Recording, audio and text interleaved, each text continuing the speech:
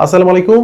মুশফিকুর রহিম তিনি ওডিআই থেকে অবসর নিয়েছেন, সেটা অনেক পুরাতন খবর। বাট নতুন খবর হচ্ছে মুশফিকুর রহিমের স্ত্রী তিনি ফেসবুকে কিছু পোস্ট করেছেন এবং সেই পোস্টে কিছু লেখাকে কেন্দ্র করে মুশফিকুর রহিমকে নিয়ে প্রচুর সমালোচনা হচ্ছে এবং তিনি 20টা পেইন কিলার খেয়ে তিনি ব্যাটিং নেমেছে, এই ধরনের অনেকগুলো কথা নিয়ে এই মুহূর্তে কিন্তু সবচেয়ে বেশি সমালোচনা হচ্ছে। কিন্তু আপনি কি এই শুধুমাত্র কয়েকটা পোস্টের কারণে মুশফিকের পুরো কেরিয়ারকে আপনি অস্বীকার করতে পারবেন? এবং বাংলাদেশ ক্রিকেটে মুশফিকুর রহিমের যে নিবেদন বা যে তার যে ডেডিকেশন এবং তাকে যে মিস্টার ডিপেন্ডেবল বলা হতো, সেটা কি এমনি এমনি বলা হতো? আপনি একটা একটা কথা চিন্তা করে দেখেন তো, যে একটা ব্যাটসম্যানের অ্যাভারেজ ছিল ওডিআইতে 17 এবং টেস্টে 18, এবং সেখান থেকে একজন ব্যাটারের বর্তমানে অ্যাভারেজ 35 এর উপরে। এটি কি একদিনে তৈরি হয়েছে বা একদিনে এমনি এমনি হয়েছে? সেটা কিন্তু একদিনে হয়নি। 2006 সালে মুশফিকুর রহিমকে নিয়ে যখন ইংল্যান্ড সফরে বাংলাদেশ দল যায়, সেখানে মুশফিকুর রহিম তিনি দলের সাথে ওইরকম গুরুত্বপূর্ণ কোনো সদস্য ছিলেন না। তাকে শুধুমাত্র কোনো দল যখন একটা ট্যুরে যায়, তখন সেই দলের সাথে একজন অথবা দুইজন প্লেয়ারকে সেই দলটা কিন্তু সাথে ক্যারি করে এবং তাকে কিছু এক্সপিরিয়েন্স দেওয়ার জন্য কিন্তু তাকে দলের সাথে নেয়। এবং মুশফিকুর রহিমের তখন বয়স ছিল মাত্র 16 বছর বয়স, এবং সেই সময় ভাগ্যক্রমে মুশফিকুর রহিম ইংল্যান্ডের বিপক্ষে টেস্ট সিরিজে একটা ম্যাচে তিনি সুযোগ পেয়ে যান এবং সেই একটা ম্যাচের একটা ইনিংসে তিনি 50+ রান করেন। এবং এরপরে মুশফিকুর রহিমকে নিয়ে কিন্তু প্রচুর পরিমাণে হইচই হচ্ছিল ওই সময়ে, কারণ বাংলাদেশ ক্রিকেটে তখন একদম ট্রিপিক্যাল উইকেট কিপার ব্যাটসম্যান ছিল শুধুমাত্র খালিদ মাহমুদ সুজন, এবং তিনি সেই 1990, 95 বা 2000 সালের যে উইকেট কিপার যারা ছিল, শুধুমাত্র উইকেট কিপার রোলে তারা একাদশে খেলতো এবং 8-9 নম্বরে এসে মোটামুটি একটু জীবন বাঁচানোর জন্য যে ব্যাটটা করা সেটা তারা করতেন। কিন্তু মুশফিকুর রহিম তিনি ছিলেন ব্যাটসম্যান হিসেবে এবং তিনি খুব ভালো উইকেট কিপার ছিলেন।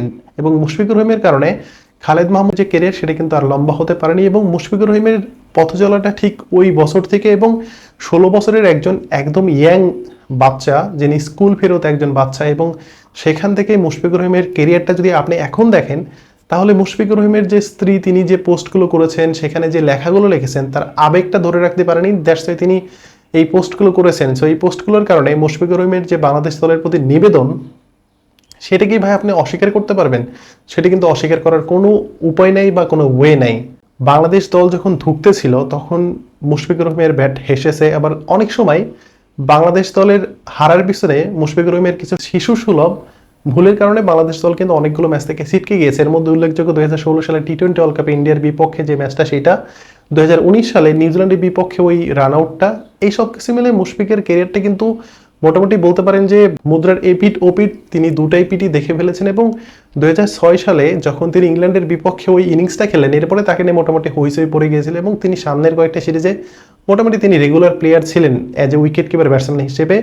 বাট তার যে পারফরমেন্স সেটা কিন্তু তার পক্ষে কথা বলছিল না, এবং মোটামুটি নীতিগত একটা সিদ্ধান্ত হয়ে গিয়েছিল যে মুশফিকুর রহিমকে তারা দল থেকে ছাঁটাই করবে, এবং তার একদম প্রতিদ্বন্দ্বী ছিল ধীমান ঘোষ, এবং তাকে দলে নেওয়ার জন্য বোর্ডের সবাই কিন্তু একমত হয়েছিল। কিন্তু মুশফিকুর রহিম কিভাবে দলে এসেছেন সেটা মোটামুটি আমি আপনি সবাই জানি, এবং সেখানে পলিটিক্যাল কিছু ইস্যু ছিল, এবং যখন সরকার পরিবর্তন হয় তখন কিন্তু এই ইস্যুটা সামনে চলে আসে এবং মুশফিককে এক প্রকার জাতীয় দল থেকে ছাঁটাই করে দেওয়ার মতো একটা অবস্থায় চলে গিয়েছিল। কিন্তু মুশফিকুর রহিমের জন্য সবচেয়ে ভালো এবং ভাগ্য ভালো ছিল যে তখন আইএসএল খেলতে হাবিবুর বাশারের নেতৃত্বে বাংলাদেশ থেকে কয়েকজন প্লেয়ার চলে গিয়েছিল, এর মধ্যে ধীমান ঘোষ তিনিও ছিলেন, এবং এরই আগে খালেদ মাহমুদ পাইলটের যে কেরিয়ার সেটা কিন্তু আগে শেষ হয়ে গিয়েছিল। সো তখন উইকেট কিপার ব্যাটসম্যান হিসেবে শুধুমাত্র মুশফিকুর রহিম তিনি একা ছিলেন। সো ক্রিকেট বোর্ড বাধ্য হয়ে মুশফিককে কিন্তু তখন একাদশে রেখেছে এবং তাকে দিনের পর দিন খেলিয়ে গেছে। বাট তার যে পারফরমেন্স সেটা কিন্তু তার পক্ষে কখনোই কথা বলেনি। এবং ভিডিও শুরুতে আমি বলেছিলাম যে একটা সেলের ওডিআইতে অ্যাভারেজ ছিল 17 এবং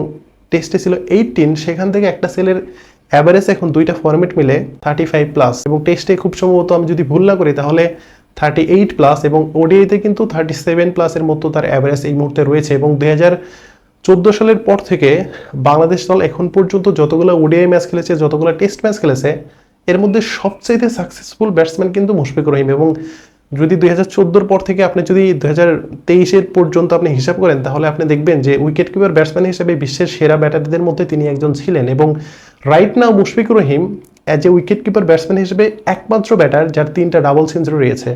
অনেকে বলতে পারেন যে সাঙ্গাকারা তিনি তো অনেকগুলো ডাবল সেঞ্চুরি করেছেন, কিন্তু তিনি কিন্তু as a wicket keeper batsman হিসেবে করেনি। সো মুশফিকের কিন্তু এরকমের রেকর্ডও কিন্তু তারা পক্ষে কথা বলে। এবং মুশফিকের গত কয়েকটা সিরিজ তিনি খুব একটা ভালো শুরু করতে পারেনি। এর মাঝে যখন হাথর সিং এর দলের সাথে যুক্ত হয়েছিলেন, তখনই সিনিয়র ক্রিকেটারদের মধ্যে মাহমুদুল্লাহ রিয়াদ এবং মুশফিককে সেটে ফেলার একটা পরিকল্পনা হচ্ছিল, এবং সর্বশেষ একটা ম্যাচে একটা পরিকল্পনা ছিল যে এই ম্যাচে যদি দুইজনে ফেল করে তাহলে দুজনকে জাতীয় দল থেকে বাদ দেওয়া হবে, এবং খুব ভাগ্য ভালো ছিল এবং মুশফিকের ভাগ্যটা সবসময় তার পক্ষেই কথা বলেছেন, এবং সেই ম্যাচে তিনি 60 বা 61 বলে একটা সেঞ্চুরি করেছিলেন। এবং মাহমুদুল্লাহ রিয়াদ তিনি ভালো করতে পারেনি, দ্যাটস ওয়াই মাহমুদুল্লাহ রিয়াদকে বিশ্রামের নাম করে তাকে কয়েকটা সিরিজ বসিয়ে রাখা হয়েছিল, বাট মুশফিকুর রহিম তিনি কিন্তু তখন টিকে গিয়েছিলেন এবং শেষ পর্যন্ত মাহমুদুল্লাহ রিয়াদ তিনিও ব্যাক করেছিলেন, কিন্তু তাদের যে ফর্ম সেটা কিন্তু তারা ক্যারি করতে পারেনি। বাট এই যে তার যে একটা অফ ফর্ম বা তিনি ভালো খেলতে পারেনি, তার জন্য কি তার যে বিগত দিনের যে নিবেদনগুলো সেগুলো কি আপনি অস্বীকার করতে পারবেন? কখনোই কিন্তু আপনি অস্বীকার করতে পারবেন না। এবং মুশফিকুর রহিম তিনি বাংলাদেশ দলের জন্য যা করেছেন সেটি কিন্তু ভাই আপনি অস্বীকার কোনোদিনও করতে পারবেন না। এবং একটা ছেলে দিনের পর দিন যে অনুশীলন করে গেছে এবং তার যে ট্যালেন্ট ছিল সেই ট্যালেন্টকে বাড়তি হিসেবে রেখে তিনি বাকি দিনগুলো যে তিনি অনুশীলন করেছে সেটা কিন্তু ভাই অপরিহার্য। এবং আপনি একমাত্র ক্রিকেটার হিসেবে মুশফিকুর রহিমকে দেখবেন যিনি অনুশীলনে সবার আগে যাচ্ছেন, অনুশীলন থেকে সবার পরে তিনি ব্যাক করছেন। এবং যখন করোনা চলতেছিল তখন তিনি বগুড়াতে ছিলেন এবং বগুড়াতে থেকেও তার যে ফিটনেস সেটা কিন্তু তিনি ধরে রেখেছেন। এবং এখন পর্যন্ত বাংলাদেশ জাতীয় দলের যখন ফিটনেস টেস্ট পরীক্ষা হয় তখন মুশফিকের ধারের কাছে কিন্তু কেউ যেতে পারে না, এখনকার যে ইয়াংস্টার যারা আছে তারা। তো এই মুশফিককে নিয়ে আপনি যত ধরনের সমালোচনা করেন না কেন, এখন তার স্ত্রী কিছু পোস্ট করেছে, কিছু লিখেছে, সেটার জন্য যদি আপনি তার পুরো ক্যারিয়ারটাকে নিয়ে আপনি সমালোচনা করেন তাহলে কিন্তু সেটা ভাই আমি অন্তত মানতে পারবো না। এবং যারা ক্রিকেটটা পছন্দ করেন, যারা ক্রিকেটটা ভালোবাসেন, তারা কিন্তু অন্তত পছন্দ করতে পারবেন না। মুশফিকুর রহিমের ওই উইনিং শটটা ইন্ডিয়ার বিপক্ষে এবং একই সাথে তার যে স্লক সুইপ এবং তার যে রিভার সুইপ, তার যে স্কুপ শট এবং তার যে উইকেট কিপিং দক্ষতা, সবকিছু মিলিয়ে মুশফিকুর রহিম ছিলেন বাংলাদেশ দলের একদম অন্যরকম একজন প্লেয়ার।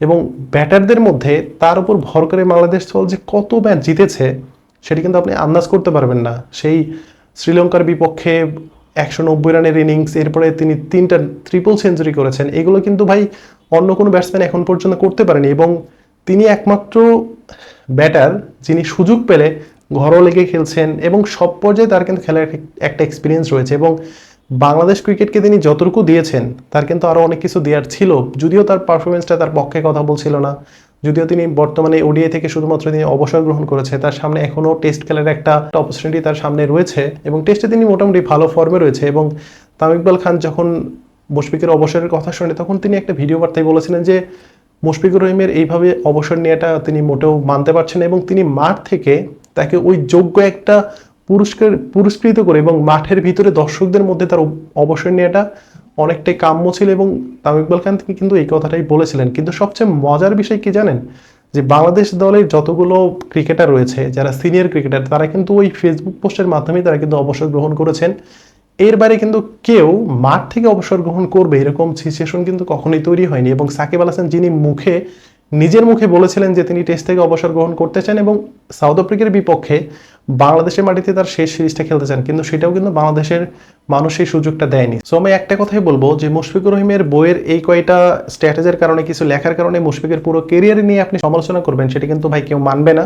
এবং মুশফিকুর রহিমের পরবর্তী জীবনের জন্য অনেক অনেক শুভকামনা এবং তিনি বাংলাদেশ দলকে আরও অনেক কিছু দিবে টেস্টে, যেহেতু তার এখনো সুযোগ আছে। সো এ পর্যন্ত মুশফিকের প্রতি অনেক অনেক ভালোবাসা এবং শুভকামনা। ধন্যবাদ সবাইকে।